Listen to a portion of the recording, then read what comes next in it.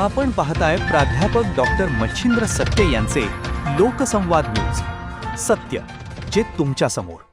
वणी शहरातून एक अत्यंत धक्कादायक आणि खळबळजनक बातमी समोर येते.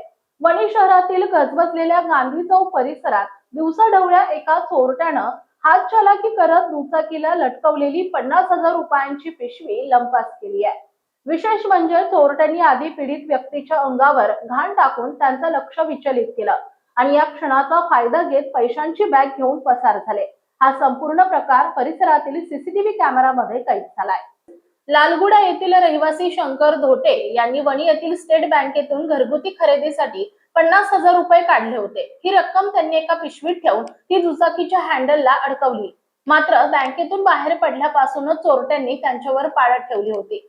धोटे हे गांधी चौक परिसरात पोहोचताच दबा धरून बसलेल्या चोरांनी त्यांच्या अंगावर घाण टाकली. अचानक अंगावर घाण पडल्यानं धोटे काही काळासाठी गोंधळले आणि एका किराणा दुकानाजवळ दुचाकी उभी करून आपला शर्ट साफ करू लागले.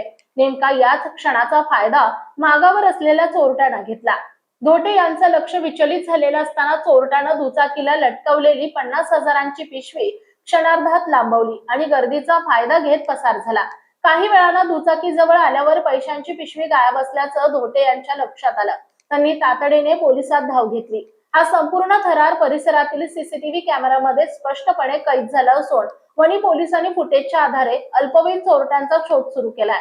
बँकेतून मोठी रक्कम काढल्यानंतर नागरिकांनी सावध राहावे असं आवाहन पोलिसांकडून वारंवार केलं जात आहे. मात्र या घटनेनंतर बँकेतून पैसे घेऊन निघताना नागरिकांनी अधिक सतर्क राहण्याची गरज आता व्यक्त केली जात आहे. जय भारत, जय महाराष्ट्र. पाहत रहा लोकसंवाद न्यूज. सत्य जे तुमच्या समोर.